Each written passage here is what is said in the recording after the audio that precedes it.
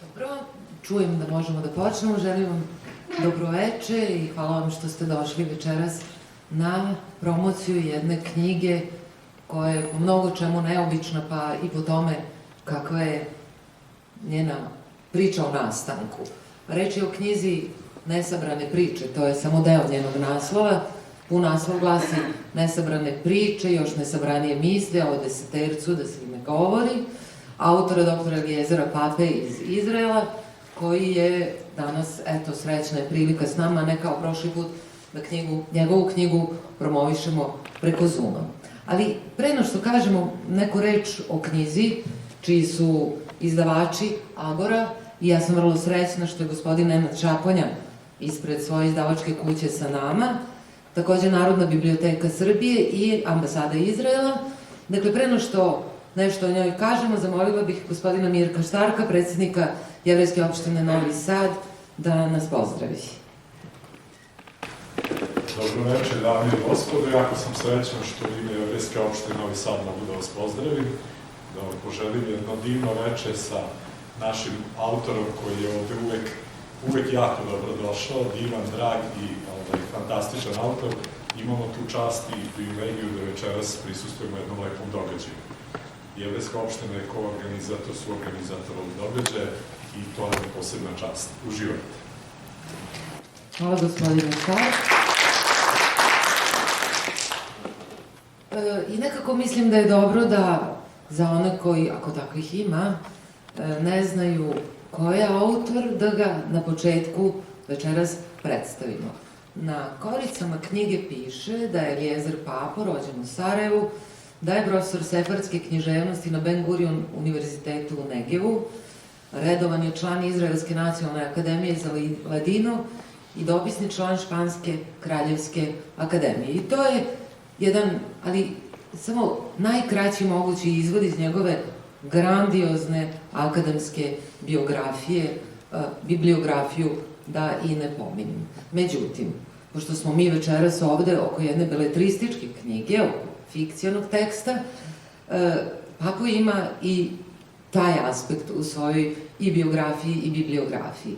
I onda piše dalje da je do sad objavio jedan istorijski roman, Sarajevska Megila, skice za portret jednog svijeta u 13 poteza 2001. koji se našao u užem izboru za Ninovu nagradu te godine, i dve zbirke priče, priča sefardske priče iz 2000.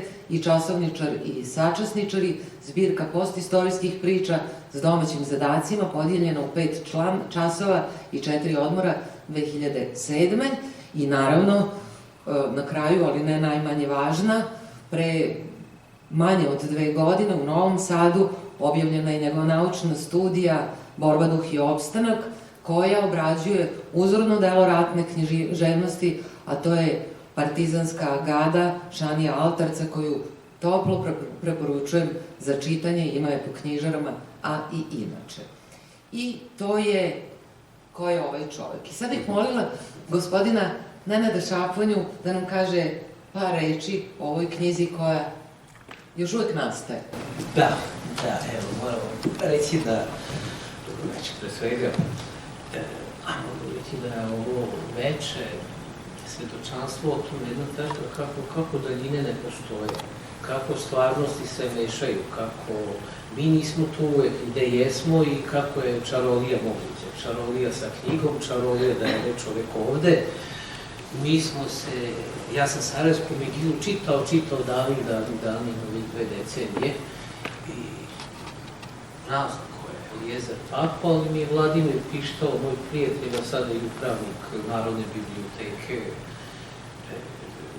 Srbije, predložio, kaže, ovaj sam zaboravio, mislim, nisam ga ne, kaže, tu ima fantastičan rukopis i pre jednu godinu dana, ja mislim da smo mi o tome krenuli da pričamo, da se dopisujemo, ja da čitam nešto što kaže nesabrane priče, onako potpuno neobično i pokazuju stvari kakvi su prostori mišljenja. Šta je u stvari ovaj naš razlomljeni postmoderni svijet? Zašto mi smo sad u 21. a ne u 19. veku, recimo? Pošto još taj 19. možemo nekako da pojmimo i da zamišljamo kako ranije ni ne možemo, recimo 17. 16. da ne kažem 6. vek.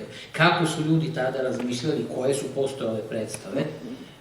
Ovu knjigu kad čitate opet, vidite, pošto smo mi vrlo specifična zemlja i bivša i ova sadašnja, jedan konglomerat naroda, konglomerat ideologija, konglomerat politika, konglomerat vera, posmatranja stvari.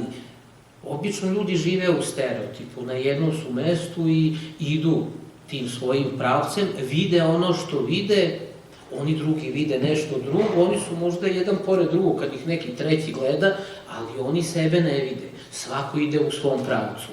Jevrej u jednom pravcu, ne znam, hrišćanin u drugom, musliman u trećem. Oni su često baš u Sarajevu živili odakle, gospodin Papo. I to je zanimljivo i to je dovelo naravno do tragedije, do koje je dovelo s jedne strane, a nije moralo, može sve biti mnogo humornije, mnogo jednostavnije. Ja sam imao zadovoljstvo da ih hoda po svetoj zemlji, da budem tamo gde on sada živi, iako i da malo shvatim tu zemlju koja opet nama odavde je isto tako jedan stereotip. I bio, verovatno i njemu bio jedan stereotip dok nije otišao tamo. Tako da je, zašto sve ovo pričam? On se u knjizi igra sa stereotipima. On pokušava da izmati, to me naravno privuklo. Svemu tome i krenula je knjiga u priču, u proceduru, sad knjiga dugo traje i ono što je zanimljivo, evo, danas smo, znači, pustili knjigu u štampu. Ovo što ja držim u rukama, jesu neki signalni primjerci koji smo mi za ovu priliku otisnuli pre. To sve ovako izgleda, samo što je knjiga u tvrdom povezu i ispravili smo još nekih 100 greškica koje su postojale, tako da ništa nije idealno, naravno, ali mislim da ovo što je otišlo danas u štampu, da zaista ima najmanje moguće grešaka i da je nešto, ja se sećam, a verujte mi, još ste vi to uživali, 86. godine sam sedao i pričao sa Efraimom Kišonom, koji je onako pričao neverovatne stvari i mi smo se, barem stariji među vama se sećaju, verovatno, koji je bio jako popularan pisac ovde i svima nam je bilo smešno. U stvari, malo smo gradili taj svoj stereotip o zemlji Izrael uz pomoć njega, koji je opet drugačiji od onog što je oficijalno. I meni se baš dopalo kod Papa to što voli da se igra.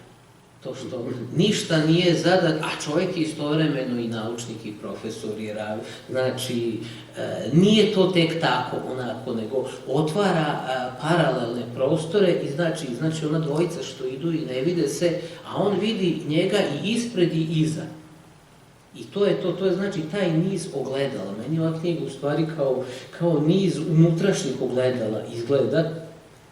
I to je ono što se vratimo i svedoči o jednoj dubokoj erudiciji, jednom velikom znanju, ali istovremeno i spremnosti da se podsmehne svemu, da se okrene oko sebe, da to se zove heautoskopija kada gledate sebe izvan sebe.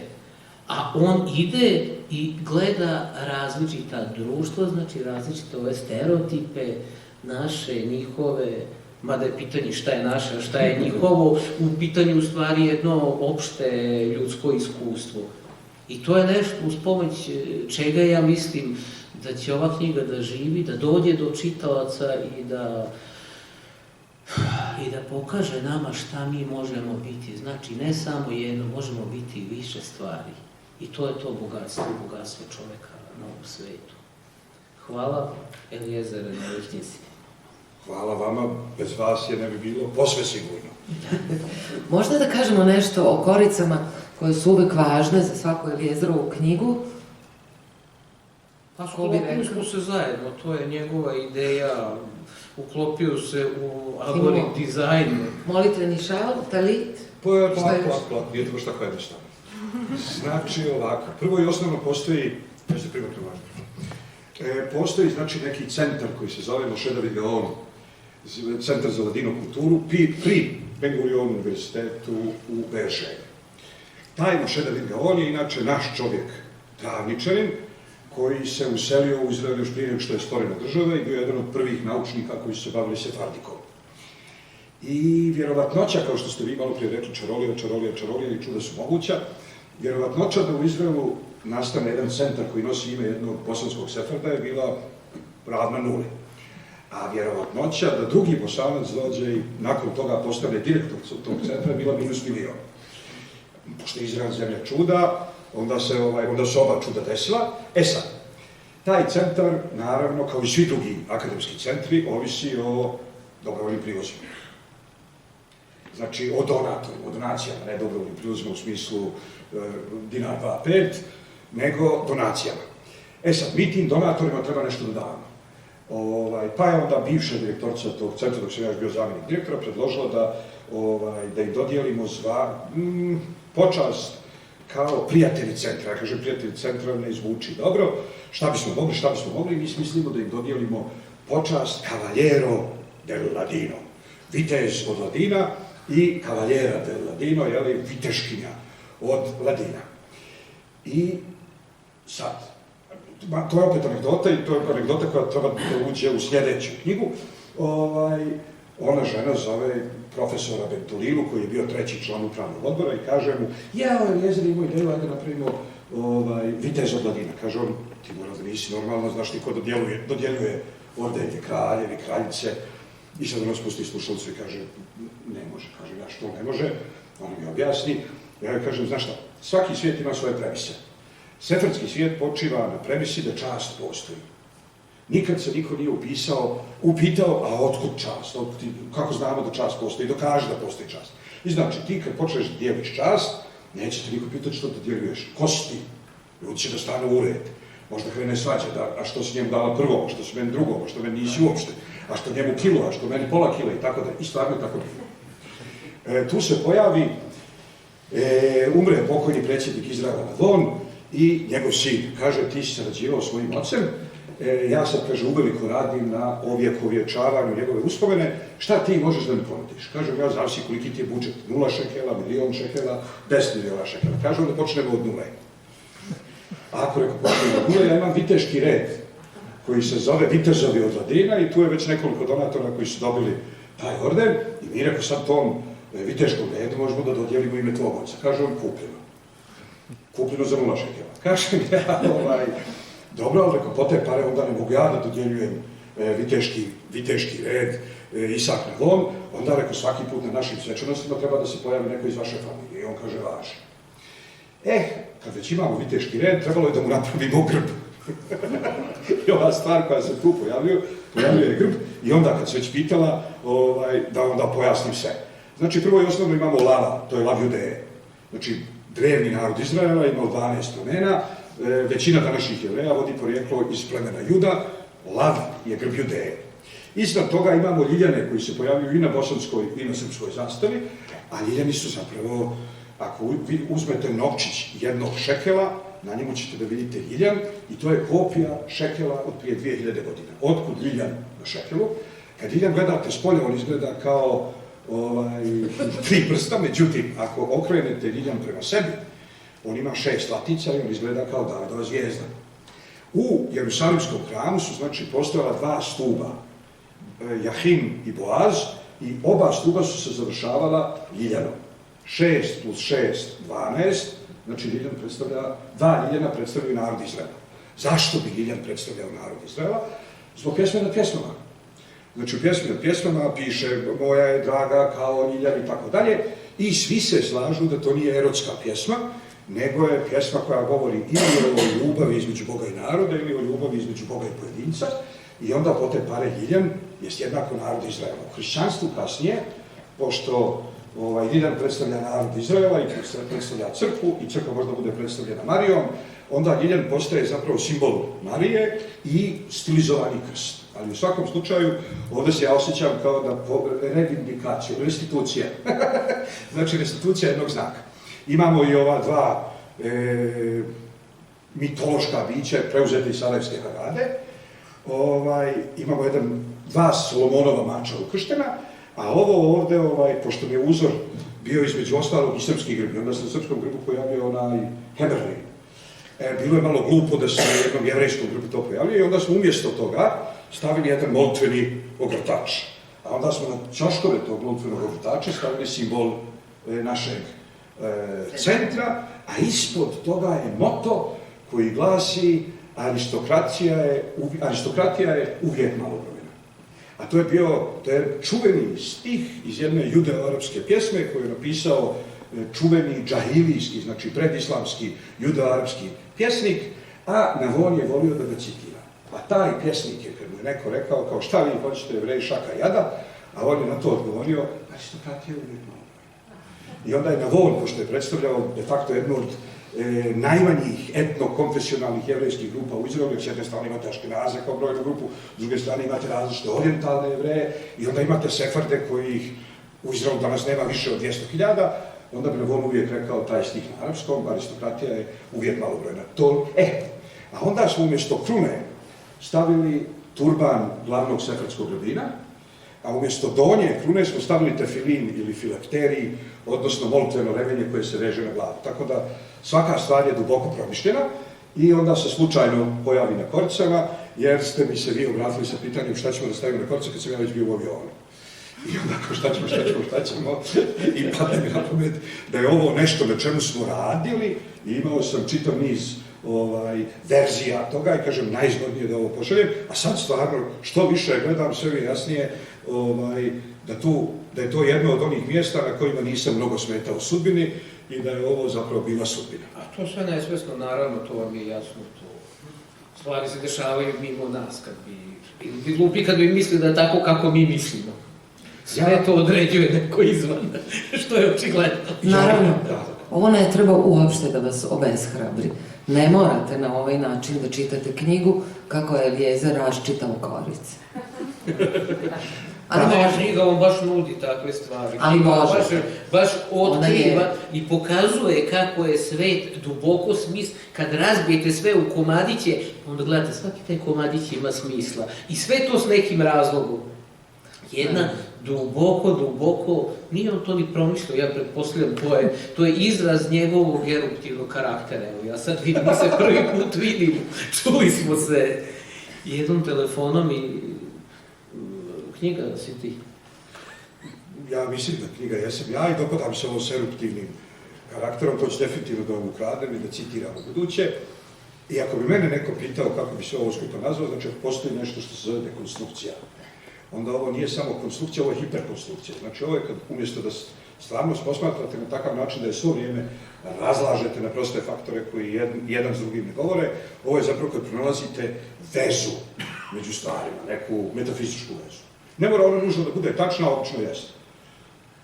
Ajde da im kažemo o čemu mi u stvari govorimo. Znači,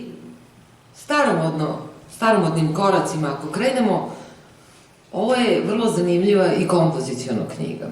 Naime, imate 1/3 koja je posvećena pripovetkama, pričama. Eliezer je prevashodno pripovedač. On lepo priča, to ste mogli u ostalom da naslutite i sad ako niste imali priliku ranije, a šteta je ako niste. Pa potom imate jedan deo koji teško da biste našli u nekim drugim proznim strukturama, a to je prevod 2 biblijske knjige o Esteri i knjige o Ruti u desetercu. Naslov je mešavina ćirilice i latinice i reč deseterac štampana je ćirilicom, naravno. I potom, 3. deo knjige su autorski deseterci Eliezera Pape, koji su izvanredni. I sada, kao čitalac, treba da vidite šta da radite, kako da se saberete u tom tekstu. I ja bih predložila da prođemo malo kroz neke priče i da nam autor možda neki deo iz svake od ovih celina predstavi. I prva priča na koju bih ja htjela da skrenem pažnju zove se Jevrejski pop. Mislim, i Nikola Tesla. Eliezer je rabin u sve ostalo i možda bi bilo dobro da nam u kratkim crtama priču predstaviš. Možda je bolje da je... Ili da je umjesto pročitam. čitanja, možda je bolje umjesto da je pročitam, da je prepričam. A da. Ali, da li da počnem od priče kako počinje tu ili da ispričam onako, dobro. Ako ne bude počeo od mesta kako počinje tu, onda ste svedoci onome što se nekad zvalo usmena književnost, varijantnost. I svaki put to je jedna nova varijanta priče, a nije nesklon tome. Da. Sad, priča glasi ovako, znači u vrijeme Kosovskog rata ja dolazim iz Izraela u Srbiju i produžavam odavde za Bosnu. U to vrijeme je trebalo da prijavite devize s kojima ulazite u zemlju, što me naravno nije palo na pamet jer sam došao student sa nekih $500-600, koje sam i onako planirao da potrošim. Međutim, ja sam sad vraćao iz Sarajeva za Srbiju i ljudi dolaze u opštini, onaj ponesi 100 švajcarskih franaka, jer se ćerka udala, onom se sino ženio, onom je unuka diplomirala i tako dalje. I sad skupila se tu neka svota, šta ja znam, $500, 300 švajcarskih franaka, 200 maraka, 300 eura i ja to sve stavim u zadnji džep i dolazim u Beograd, mrtav sam, umoran i ne mislim o tome uopšte da te pare treba da sklonim. I sad savnik mi kaže šta imate na socijalističkom. Kaže šta imate od stranih sredstava ulaganja i sad dok sam ja to sam sebe preveo, ja vam kažem $100. Kaže on pokažite i sad ja pišem po zadnjem džepu, tražeći dolare koji imaju malo drugačiju teksturu koja se osjeti pod prstima i izvadim $100. Kaže mi izvadite sve. I sad ja vadim i to je sad, mislim, različite monete. Kaže on uđite ovdje u ovu sobu, pokrajinu. Ja uđem, stavite, kaže, sve to na stoj, sad ja stavljam, kažem, dobro, šta je ovo? I sad ja kažem, znate, ja sam rabin, pa bio sam u opštini, ma nisam ja ni završio tu rečenicu, kažem, šta je to rabin? Kažem, ja jevrejski pop. Kaže on, to sam uvek nekog hteo da pitam, jeste vi pravoslavni, ste katolici? Kažem ja, jel može sekundu kompjuter? I sad me gleda i kaže, vezano za vaše pitanje. Kaže on, izvolite. I sad ja sjedem za Google i ukucam Orthodox Jews. I skočim, naravno, 356.000 sajtova i on gleda i kaže, pa da, znao sam pravoslavni. Zato se brze, kupite to. I sad to mi napada. Međutim, to nije mjesto s koga najčešće počinjem tu priču, jer je ta priča vezana za nešto drugo što se desilo 20 godina ranije. Mi smo imali u Sarajevu, u jevrejskoj opštini, imali smo jednu sekretaricu koja je živjela u Izraelu između 48. i 56. i perfektno je govorila hebrejski. I sad dolazi jedna grupa Izraelaca, ona žena im pokazuje sinagogu i oni pričaju 45 minuta o svemu i svačemu na hebrejskom. I svima je jasno ko su oni, ko je ona, koji je jezik, gdje se nalaze. I u neka doba, jedan od Izraelaca njoj kaže, oprostite, a ovo je ortodoksna sinagoga. On kaže, ne, ovo je jevrejska sinagoga. A ortodoksna crkva je preko Drvenije. Znači ima most koji se zove Drvenije. I znači ja sam tad zapamtio tu anegdotu, jer što se nje žene tiče, ortodoksni znači pravoslavni i samim tim ne mogu da postoje pravoslavni jevreji. Znači pravoslavni Srbi, pravoslavni Grci, pravoslavni Bugari, pravoslavni, a nema pravoslavnih jevreja.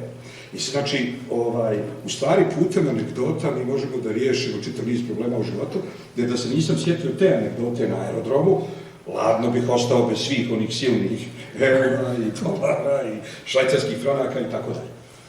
Ako bismo hteli da dignemo sada ovo za jedan stepen više, onda bismo govorili da u književno-teorijskom smislu ovde govorimo o integraciji žanra, rabinskog žanra koji se zove midraš, u književnu teksturu. Šta to znači? To znači upravo ovo što je Eliezer sada rekao i što je i Nenad malo pre malo biranijim rečima rekao, a to je, imate jednu priču koju vam neko prenosi i ta priča ima anegdotalnu formu, ali ako iz nje ništa ne naučite, onda džaba ste priču slušali. I to je ono što u ovom prvom, pre svega u ovom prvom delu čovjek treba da ima na umu. Lakoća kojom autor piše svoje priče je stilski postupak, ali ona nikako nije sve, ona je samo prvi korak ili ono što prvo primetimo u ovom tekstu. Veoma je važno, vrlo ozbiljno pratiti i sve ostale nivoe. I taj prvi prozni deo, pripovedni deo ima opet jednu podcelinu koja se možda više tiče prošlosti i onoga što u narativnom smislu Lijezder nama prenosi iz prošlosti, i ima jedan deo koji se odnosi na sadašnjost. I ja bih voljela da nas podsjeti na drugu priču o Isaku Navonu, 5. predsjedniku države Izrael i njegove posjeti Beogradu. Tu bi bilo zgodno da ipak pročitam, tako da se ne stekne dojam da su sve samo sjećanja koja se prenose usmenim putem. Znači, čitam priču naglas. U vrijeme posljednjeg građanskog rata Velika jevrejska zajednica Jugoslavije raspala se na nekoliko još manjih. Najveća među njima, jevrejska zajednica Srbije, tražila je tada svoje mjesto na jevrejskoj mapi svijeta i njenim podmapama, etničkim, religijskim i drugim. U jednom od takvih pokušaja regionalnog jevrejskog povezivanja naglasak je stavljen na Ladino i 2004. godine organizovana je u Beogradu u kooperaciji Saveza jevrejskih opština Srbije i Jevrejske zajednice Bugarske kulturna manifestacija pod naslovom Esperanza, ko bila nada. U manifestaciju je udjegnut i Međunarodni naučni kongres koji je dijelom održan u Beogradskom institutu Cervantes, a dijelom u hotelu Jugoslavija u Zemlji. Kao jedan od članova organizacionog odbora predložio sam da na kongres pozovemo i Isaka Navona, rođenog Jerusalimljanina, pripadnika autohtone Erec-Israelske sefardske zajednice i u to vrijeme direktora Izraelske nacionalne uprave za Ladino. Don Isak ili Mar Ladino, Gosam Ladino, kako su ga često zvali u Izraelu, bio je utjelovljenje sefardskog vlakna u finoj pređi izraelskog društva. Moja prvobitna ideja je bila da Navon, pozdravljajući prisutne, samo otvori manifestaciju, što bi cijelom događaju dao jedan posve drugi nivo. Formalno, ali i sadržajno. Navon je imao nevjerojatnu harizmu kao i neku urođenu sefardsku fidalgiju, aristokratsko dostojanstvo, ali ne raziraža. Isaku se ni najmanje nije dopala ideja da putuje na daleke pute samo da bi bio vladičet. Tako je nazvao onog koji zvanično otvara kongrese. Dok se polako shvatao da je pozivanje čovjeka koji u svojoj karijeri bio i profesor arapskog jezika i ministar obrazovanja, da svojim prisustvom samo uveličao otvorenje kongresa, bila strateška greška. Ono jest da bi nama i njegovo pasivno prisustvo učinilo čast, ali nisam poveo računa o tome da bi njemu takva ponuda mogla biti ispod časti. On nastavi poluprekorno, ali i šeretski.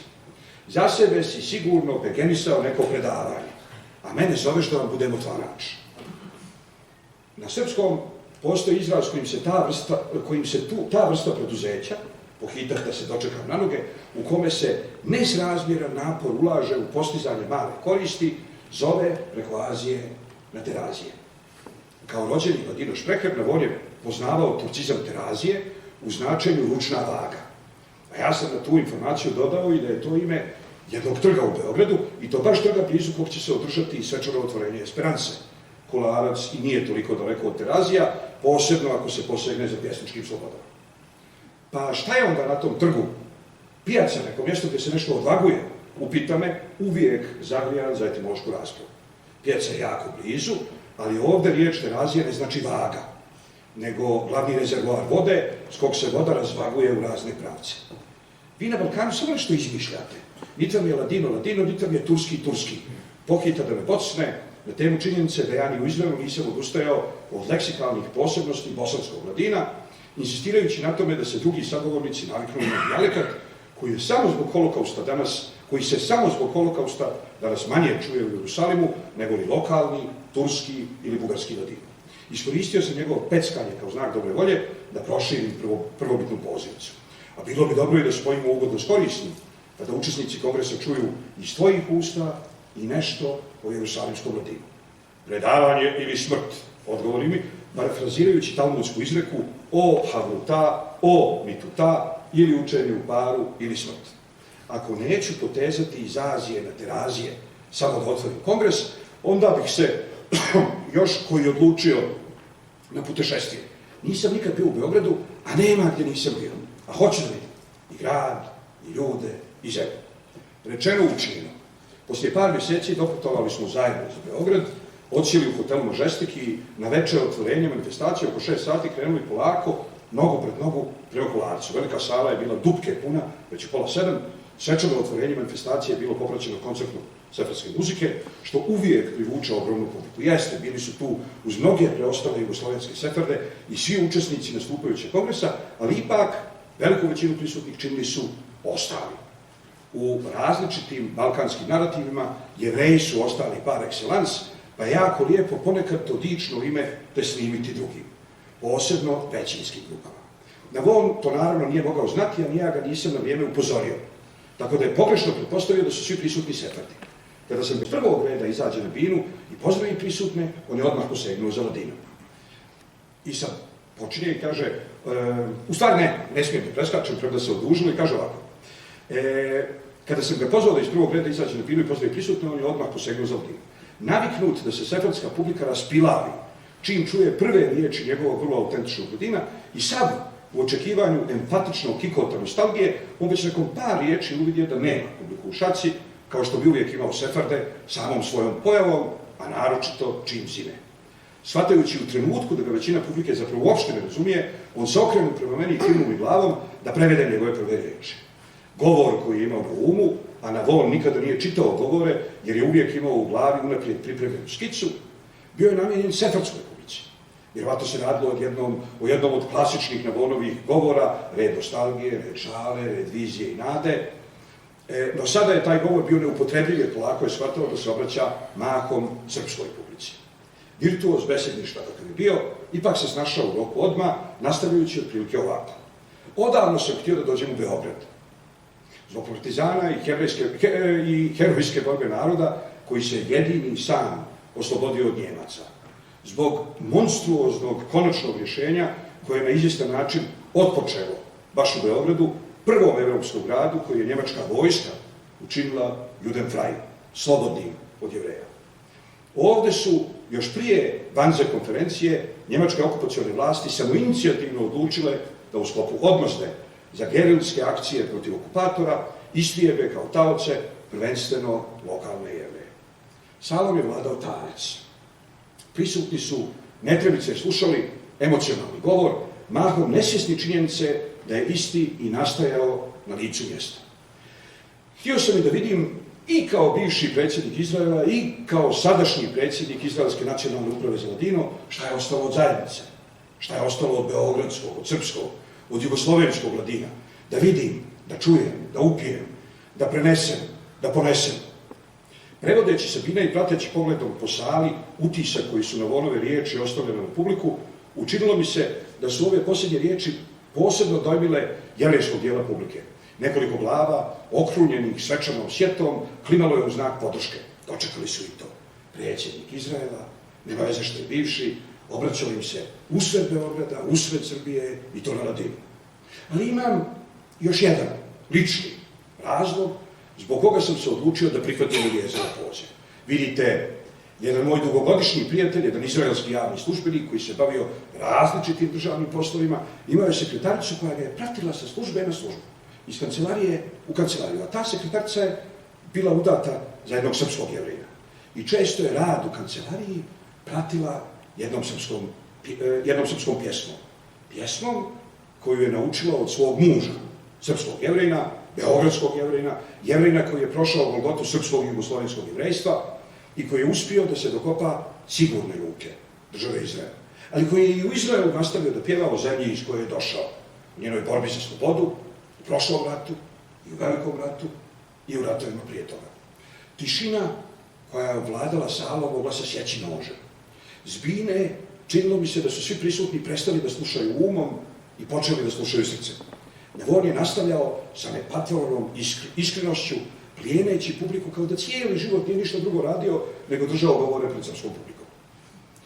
On je, nastavi na Von, tu ljubav, tom pjesmom prenio na svoju ženu, a ona ju je toliko puta ispjevala u različitim kancelarijama u kojima je služio moj drug, da je taj moj drug, htio ne htio, naučio. Pa bio se ponekad i on pridružio u pjevanju. A onda su i mene uveli u krug posvećenika.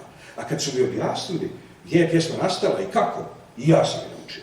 Ko je ne bi naučio? Svako bi naučio. I ja sam tragom te pjesme večeras ovdje, sa vama, da vidim taj narod koji pjeva iz Albanije svojoj zemlji. Uvijek sam mislio da je Von bio maher za sefarsku publiku i to je to. Sad sam putem očigledne nastave polako shvatao da je on zapravo bio čovjek koji je umio da osjeti svoju publiku, bilo koju publiku. Čovjek koji je umio da osluškuje, da sluša, koji je stvarno volio ljude i koji je umio da tu iskrenu otvorenost prema ljudima nekako pretoči u riječi, prave riječi. Dok sam polako završavao prevođenje prethodnog dijela njegovog pozdravnog govora, na on je već polako počinjao da pjeva. Tamo, daleko, daleko od mora, tamo je selo moje, tamo je Srbija. Kad se vratio na početak refrena, već je cijela sala pjevala s njim tamo, daleko, daleko od mora, tamo je selo moje, tamo je Srbija. Sada u sali već više nije bilo neozarenih lica, mnogi su brisali suze, drugi su pjevali tiho da ne dan glasaju na vona, treći su pjevali koliko ih grlo nosi, kamermani nisu znali da li da snimaju na vona ili publiku ili oboje. Nijedna od televizijskih ekipa koje su snimale pozdravni govor nije ostala i za koncert. Čak i za početak koncerta. Što se njih tiče, imali su skup. Predsjednik Izraela pjeva srpsku rodoljubivu pjesmu. Sve što je došlo poslije toga nije moglo ni izbliza zasjeriti momentu. Dok smo mi uživali u koncertu, sve vijesti su u 7:30 prenijele snimak izraelskog predsjednika kako sam, s jednim glasom, bez greške, pjeva tamo daleko, da bi mu se potom pridružila i publika. Nakon koncerta i prijema zdravica i čašica, negdje oko 8:30 krenuli smo polako knez Mihajlovom prema Mažestiku, ljudi koji su išli u suprotnom pravcu, mladi, stari, parovi, porodice s djecom, velika većina, već su vidjeli skup i spontano su iskazivali poštovanje prema čovjeku koji ih je, beogradskim asfaltnim jezikom rečeno, ispoštovao. Neki su mu prolazeći samo upućivali klimoglav sa širokim osmijehom, drugi su dlanom ispruženim pored vlastitih sljepočnica mahali naprijed-nazad, a treći bi dobacili jednu jedinu riječ, šalom. Priča nastavlja, ali ovdje zaustavljam čitanje, koliko da vam nešto ostane i da kad je budete imali u rukama, nakon što izađe. Za 2-3 nedelje. Ne bih Ajde na sajtu, ako ne. Ne bih ja da kvarim, kao što vidite, mnogo je bolja knjiga nego priča o knjizi, ali već ste mogli da nazrete ovde iz prethodnog Eliezerovog govorenja da ima mnogo veze i ima razloga zašto u ovoj knjizi na izgled krajnje neočekivano i možda problematično nailazimo susret usmenog i pisanog. I onda dolazimo do druge celine u knjizi, a to su te dve biblijske knjige prevedene u Deseterac. Gde je ta granica? U knjižno-teorijskom smislu, naravno, to može da se objašnjava, neću ja vas tu zamarati, nešto sam i napisala o tome. Ali možda bi bilo dobro i da nam Eliezer kaže, da nam ispriča zašto, naravno, postoji psaltir već ispevan, preveden u Deseterac, ali šta je to što je njega podstaklo da u ovu formu ustroji i ponudi nekom to iskustvo čitanja, jeli, u ritmu koji jeste arhetipski za govornika srpskog jezika? Koliko je pitanje? Znači ovako, prvo i osnovno, ja volim Deseterac i Deseterac mi nije samo modo scribendi i modo favlandi, nego i modo vivendi, način života. Pročitao sam more narodnih pjesama u Desetercu, tako da mi je nekako postalo mnogo zgodnije, recimo da u ovo vrijeme interneta odgovaram mailovima u Desetercu, nego običnim mailovima, zato što su obični mailovi dosadni. I svi su sve jedno te isto, a ovako u Desetercu svaki put ljudi znaju da tvoj mail pročitaju preko reda, jer očekuju da se usput malo i nasmiju. Bilo kako bilo, to je jedna stvar, koja nema veze sa osnovnim stvarima, na izgled. S druge strane, ja predajem između ostalog i Bibliju kao književnost. I držao sam predavanje i ovdje na raznim teološkim institucijama, počeo, ne znam, Pravoslavnog bogoslovskog fakulteta u Beogradu, preko Fakulteta islamskih nauka u Sarajevu i tako dalje. I na svakom takvom mjestu me vrlo često pitaju zašto ne prevedete Bibliju sa hebrejskog na srpski. I ja svaki put kažem da je to izuzetan posao koji zapravo, kao što piše u knjizi o Esteri, nije loša vea, a nezek pe cara meleh, u prevodu, nije vrijedan napor kraljevske nedaće ili kraljevske žrtve.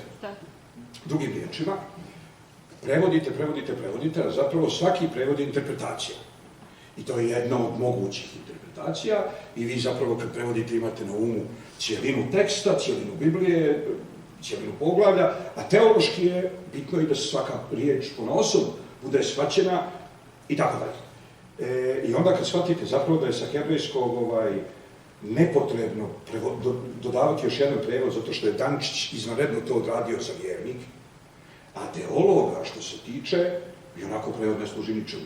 Teologa, ako hoće da bude teolog Novog Zaveta, mora da zna grčki, a ako hoće da bude teolog onog što se u hrišćanstvu zove Starim Zavetom, mora da zna hebrejski. I znači ja sam uvijek s indignacijom odbijao ideju da prevodim, jer je to kao... To je kao da, na jednom mjestu su pitali jednog čuvenog jevrejskog mislioca Rambama, Maimonidesa, zašto nije pisao fusnote u svom rezimeu cjelokupnog jevrejskog prava. On je govorio ovako, kaže, oni koji znaju odakle je šta uzeto, fusnote i ne trebaju. A oni koji ne znaju odakle je šta uzeto, fusnote i ne trebaju. Sad, tako i ovo. Znači, zapravo tim prevodom, što tačnijim prevodom teološki, zapravo vi oslobađate obaveze teologu da sjednu u Zagriju stolicu i stvarno nauče hebrejski tekst, hebrejski jezik, a potom postanu sposobni da sami interpretiraju hebrejski tekst, nego stiču lažan i pogrešan dojam da se to može na srpskom, francuskom, njemačkom, a ne može. Sad, odjedan put pristanem ja da prevodim. Zašto? Zato što ovdje se već više nije radilo o tom pukom, teološki tačnom prevodu, nego o jednom izazovu. Obratila bi se predsjednica Jevrejske zajednice Crne Gore i kaže, evo, mi slavimo 10 godina postojanja i htjeli bismo da se obratimo publici nečim autentično jevrejskim, što bi opet publika ovdje dobro shvatila i dobro prihvatila. Ja kažem, evo ide praznik Purim, za Purim se čita knjiga o Esteri biblijska, najbolje bi bilo da je prevedete u 10 tercu. I ona kaže, odlično, jesam li slobodan. I ja kažem, ajde probam. I sjednem to popodne i prevedem prve 2-3 glave i stvarno vidim da mi ide. I onda nastavim. I ja mislim da smo u roku od 7 dana smo imali cijelu knjigu o Esteri i to se ispostavilo kao izazov, jer to već više nije samo prevođenje za teologe, to je nešto sasvim drugo. To je prenošenje iz jednog žanra u drugi žanr, to je kulturološko posredovanje, to je način i da desetercom se ne služite u današnje vrijeme samo za pisanje mailova, nego kad već znaš da lijepo pišeš u desetercu, da onda to barem bude neki deseterac koji će da ostane i opstane. I ja stvarno mislim da je u Crnoj Gori taj deseterac jako lijepo primljen. Pojavio se naravno i guslar koji je, možete sve to da nađete na YouTube-u, pojavio se naravno i guslar koji je u slobodno vrijeme i doktorant filozofije i nedavno je završio, jer ipak živimo u jednom posebnom vijeku, znači nije guslar onako kako ste ga zamislili u narodnoj nošnji, nego doktorant koji završava doktorat na temu Heideggera, a u slobodno vrijeme guslar, prepjev, deseterački, knjige o Esteri. Bilo kako bilo, to je jako dobro primljeno i onda ona žena kaže, hajde da nastavimo. Kažem, šta je prvi sljedeći praznik? Prvi sljedeći praznik je bio Šavot, za Šavot se čita knjiga o Ruti i onda sam i Rut preveo u desetercu. I to se pokazalo opet izvanredno lakim, znači Ruti onako nema 4-5 glava i sama se pjeva. Znači sama se pjeva na srpskom i u desetercu. I mogu u stvari da navedem primjer, samo da vidite. Samo da vidite kako zvuči Biblija u desetercu. Kaže, Boaz skoči pravo na kapiju, malo sjede, istom prođe onaj kog je prvog reda vraćat, počupa tu lozu na stojbinu. Ko što biješe, rekao Boaze. Pa mu veli, uvrati se mrven. Otur ovde taj i Tajeviću. Uvrati se i Bogovi sjede. Te on uze još 10 knezova, starješina, gradskih najprvijeh. Sjete ovde i oni sjedeše. Pa on veli onom što ga je reda. Njivu onu Elimelehovu, brata našeg, Bog u dušu prosti, sad prodaje žena mu Naomi. Što se vrati iz polja Moavskog, pa ja rekoh, tebe ću ponudit da ti kupiš, jer je tebe reda, pred ovijem koji si sjede ovdje, pred starcima naroda mojega. Ako li ćeš otkupit, otkupljuj. Ne misliš li da te otkupljivat, ti zbori da se znadem navrat. Jer sem tebe nema otkupnika, a mene je reda nakon tebe. A on veli, ja ću otkupiti. Veli Boaz, samo neka znadeš, udan onaj kad otkupiš njivu, a iz ruku Naomi i Rute, Moavkinje, udovice sinje, ti ćeš, čoče, sebe kupit Selap, da podigneš Šjeme pokojniku, na stojbinu njegovih otaca. Veli njemu, čoče, otkupniče, ja ne mogu otkupiti nikako, bez da raspem svoju šaku jada. Ti otkupljuj moga amaneta, ja otkupit ne mogu nikako. A prije je taki adet bio, otkupina ili otkupnina, ovako se nekad pečatila. S kim bi čovjek sregnut sa stopala, pa je podaj svojemu bližnjemu, to mu bude umjesto tapije, u drevnome nekad Izraelu. Pa kad reče otkupnik Boazu, ti otkupljuj, jer ja ne mogu, on je odmah i crevlju skinuo. Reče Boaz, svijema knezovima i narodu cijelom, vi ste danas ovdje kao svjedoci, da otkupih iz ruke Naomi sve što bješe Elimelehovo, Hilionovo ili Mahlonovo, a i samu Rutu Moavljanku, koja je žena Mahlonova. Kupih sebe, danas za ženu, da podignem ime pokojniku na stojbini njegovih otaca, kako mu se ne bi iskopalo među njegove redom bratstvenike, na kapije grada njegovoga, vi ste mene, danaske svjedoci. Tad rekoše sam narod s kapije i knezovi, njegovi svjedoci, dao Gospod pa da ova žena koja kroči sad u tvoju kuću, bude tebe kao nekad Rahela, ko Rahela i sestra joj Lea, Izraelu što dom sagradiše, pa napreduj po Efrati listom, da te bude ime poslovica u judejskom gradu Betlehemu. Da te kuća bude dom Peresov, koga rodi Tamar, judi knezu, od Šemena koje će ti dati blagi Gospod od ove djevojke. Uze Boaz Ruticu za ženu, on s njom leže, dobri Gospod dade, te zatrudnje i rodi mu sina. Tad Naomi, rekoše sve žene, blagosloven da je Gospod i Bog otkupnika što ti ne uskrati. Kako će se jadna djetić zvati u narodu svome Izraelu? Djetić ovaj, on će tebe biti vaskrsitelj duše i potpora, na kog ćeš se stara osloniti. Roditi ga znaha što te ljubi, bolja te od 7 sinova. Uze baba unuka, metnu ga na krilo, otad ga je ona podizala. Komšinice hitom pohitaše, pa djetiću ime nadjenuše. Jednako ona drugoj govorila, rodio se u Naomi djetić i ime mu Oved podadoše.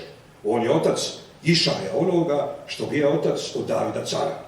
To su dakle čeda Peresova, Peres rodi čedom Hesrona, Hesron Rama, Ram Aminadava, Aminadav Nahšona i Salmu, Salmon rodi Boaza Rutina, koji rodi djetića Oveda, Oved rodi onoga Išaja, koji rodi cara Davida.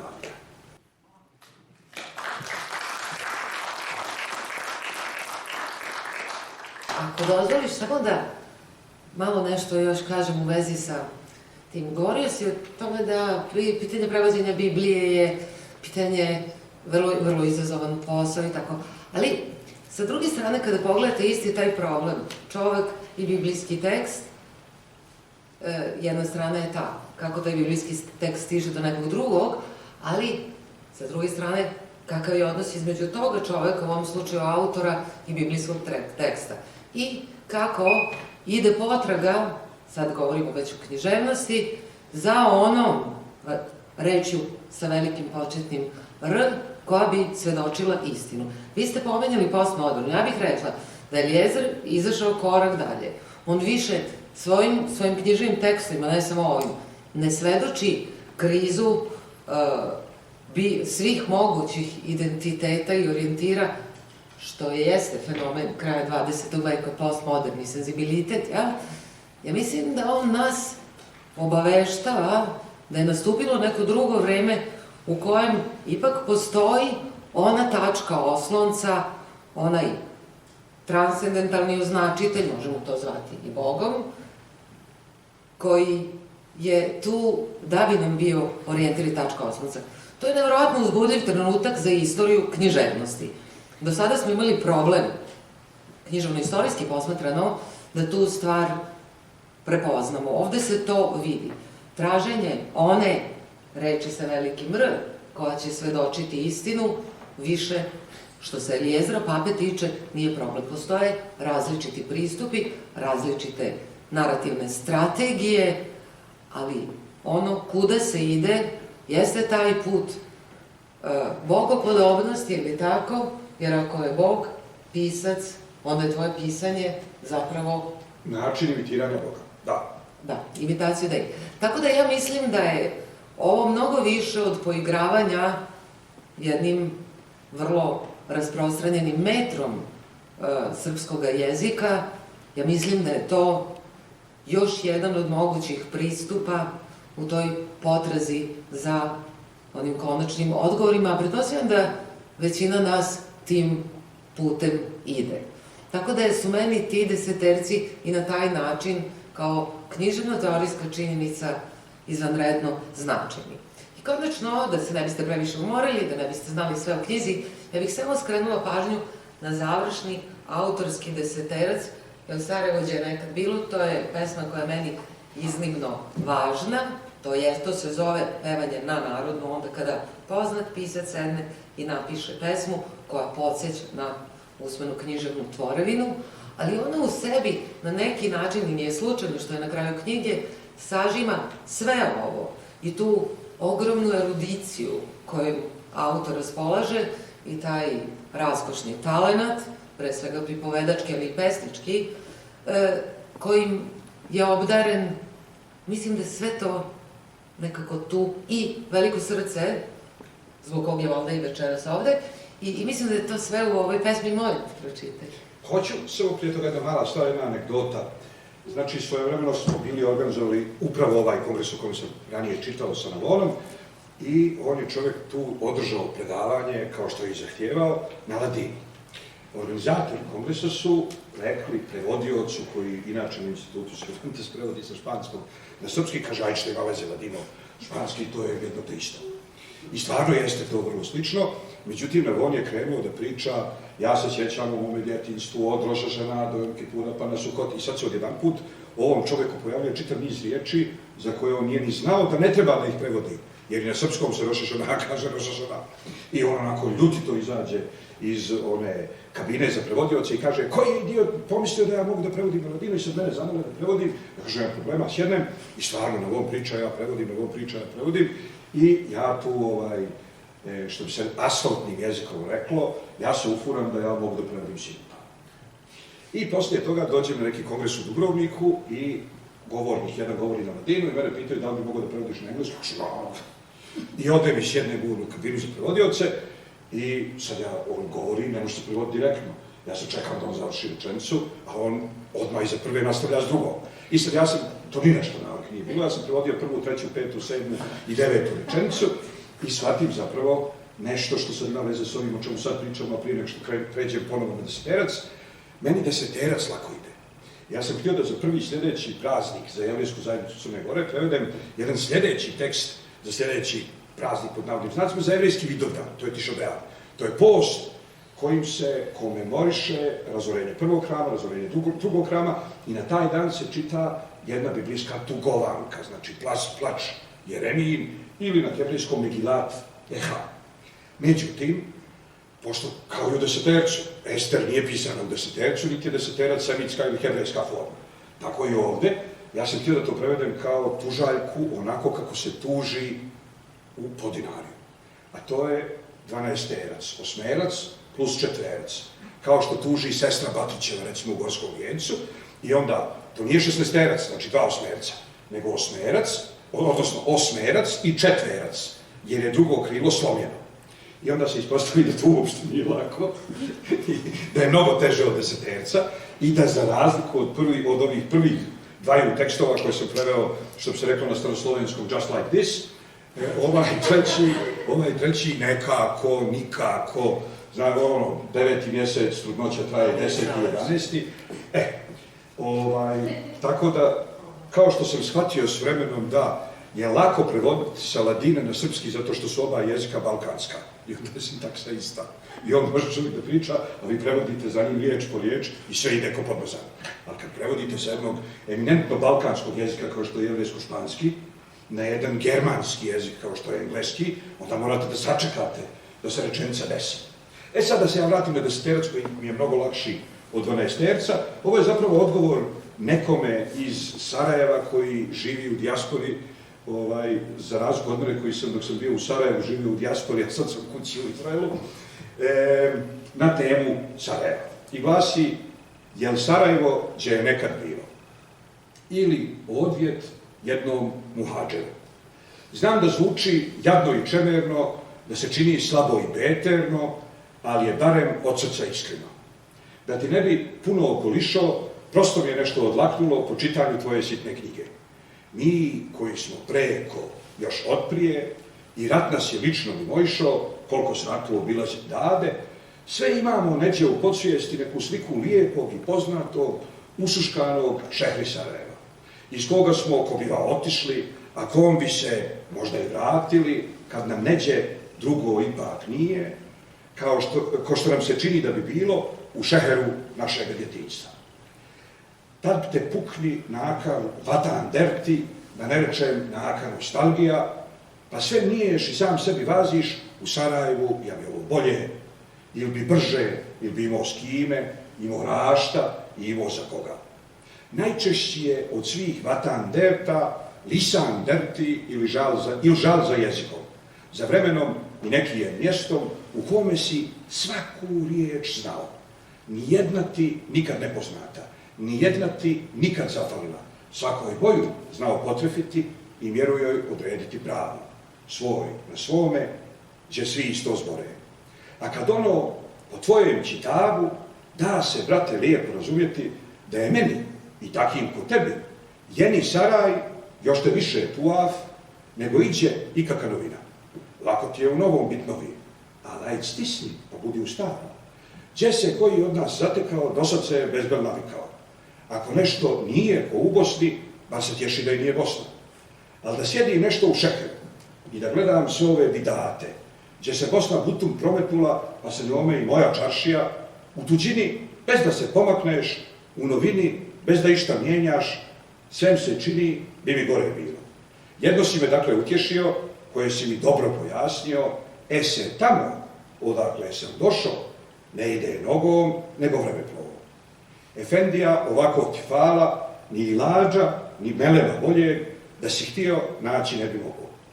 Da poslužim tuđije riječima, ostaj tude, sunce tvoga neba, neće grijat ko što te to grije.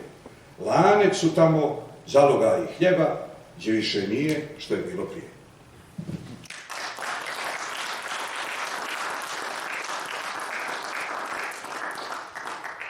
Neću kvariti, ali ova spaciotemporalna nadilaženja, razgraničenja, prostora, vremena, jezička, leksička, moći ćete i vi da ih nađete. Knjiga ima i rečnik. I jezikotvorački dar Jezera Pape je ogroman takođe. On to i na tom mikrostilističkom planu čini. Tvori nove reči, koristi neke turcizme, neke druge arhaizme i tako, ali nije ovo samo dodatak knjizi. Ja ću vas podsjetiti, enciklopedija Mrtvih Danila Kiša takođe ima postskriptum bez kojeg tu knjigu ne možete da čitate. I taj višesmerni put od početka do kraja, od kraja do početka, kroz vreme i kroz prostor, je onaj nužni strategijski pristup koji treba da imamo svi kada čitamo ovu knjigu i zato srećno čitanje. A sada ako imate nešto da pitate autora, izvolite, prilika je jedinstvena. Olivera? Dobro večer, hvala vam. Ja prosto moram da se nadovežem na ono što je Rabi krenuo da kaže o dekonstrukciji, odnosno konstrukciji i stvaranju novih koncepata i celina, jer upravo tako i ja vidim sad njegov rad ne kao rušenje stereotipa, nego kao nadrastanje stereotipa i povezivanje u nove koncepte, što mi negde liči na sam koncept hebrejskog jezika, s obzirom da imamo koren iz koga nekad izlazi mnogo reči koje na izgled nemaju veze. Pa evo recimo jedan primer, Bog i večnost, i dobijamo koncept da nema večne pobede bez Boga i tako. I interesuje me, osim odeljaka koje ste pročitali, da li ima neki još odeljak koji vam se naročito sviđa i koji biste mogli da povežete, korelirate sa nekim sadašnjim trenutkom iz, evo recimo konkretno ova dva svitka koja ste prepevali u Deseterac, i šta bi to bilo i možda da nam objasnite još jezički, leksički u knjizi o ruti koju ste delimično pročitali, šta znače ta imena, jer za one koji ne poznaju dobro hebrejski jezik, svakako da potpuno drugo značenje dobija razumevanje samih imena likova u knjizi. Hvala. Znači ovako, počet ću od kraja, pošto se hebrejski čita s desna na lijevo. Što se tiče knjige o Ruti, stvarno, i to je ono što sam rekao ranije, oni koji čitaju samo u prevodu i ne znaju hebrejski, zapravo fulaju osnovnu potku knjige. Kad čitate ta hebrejska imena na hebrejskom, a znate hebrejski, onda shvatite da se Naomi, čije ime u prevodu znači lepa, a ona daje ključ za čitanje knjige, jer kad se vraća u Judeju, komšinice kažu, evo se vratila Naomi, a ona kaže, nemojte me zvati Naomi, nemojte me zvati lepa, zovite me Mara, zovite me Gorka, jer mi je Bog zagorčao život. Sad, ona žena ima 2 sina, Mahlona i Hiliona. Mahlon se ženi Rutom, Hili Orpom. I u prevodu, u svakom prevodu, ta imena ostaju na hebrejskom. Međutim, gledajte čuda. Mahlon na hebrejskom znači Mehila, što znači oprost. On se znači zove oprostko. Njegov brat se zove Hilion, što na hebrejskom znači, Lehalot na hebrejskom znači istrijebiti, završiti. I on se de facto znači Hilion je istrijebko. Sad, istrijebko se oženio Orpom. Oref na hebrejskom znači leđa. Zašto? Zato što je Orpa okrenula leđa svojoj svekrvi. Time snaha koja se zove Leđka okreće leđa, time retroaktivno njen pokojni muž Svrško ili Istrijebko biva istrijebljen jer mu se ne podiže sjeme na stojbini njegove. Istovremeno Rut znači stojbina. Sad, pošto se stojbina udala za Mahlona, onda i njegovo ime Oprostko znači da mu je oprošteno kroz to što postiže produžetak, kroz Rutino djelo sa Boazom, rađa mu se sin i tako dalje. To je odgovor na drugo pitanje. Što se tiče prvog pitanja, ima još jedna takva priča, pa da možda s njom eventualno završimo, a tiče se i ovoga o čemu ste vi govorili i o čemu ti govoriš svo vrijeme, a to je, kaže, dolazi Jevrejin kod rabina i kaže, Ribi, ja sam otišao u penziju. Vrijeme je da počnem da učim. I rabin mu dadne Talmud. I on uči. I poslije par mjeseci kaže, evo, pročitao sam prvi svesak, ima 39 takvih, i rabin mu dadne drugi. I sad čovjek ode kući i uči i vrati se poslije 20 dana i kaže, Ribi, šta se ovdje dešava? U ovoj prvoj knjizi, kaže rabin, da, u ovoj prvoj knjizi na strani 56. piše da je nešto plave boje. Kaže on, da. Kaže, u ovoj drugoj knjizi što sam ti dao, na strani 78. piše da je to žuto. Kaže on, da. Kaže, on bi poništio ti treća. I sad da njemu treći svezak i on čovjek ode kući, čita i poslije 3 mjeseca dođe i kaže, vi pa ništa mi niste riješili. Ovdje piše plavo, ovdje piše žuto, dali ste mi treći traktat, u trećem traktatu, tek na 165. strani piše zeleno. Kaže, vremenu, kako nisi ništa riješio? A da vidiš, ne znamo koje je boje, ali smo saznali jednu veliku stvar. Od kontradikcija se ne umire. Sad, to je ujedno i moja poruka postmoderni. Džaba se trudite da dekonstruišete svijet, od kontradikcija se ne umire. To je.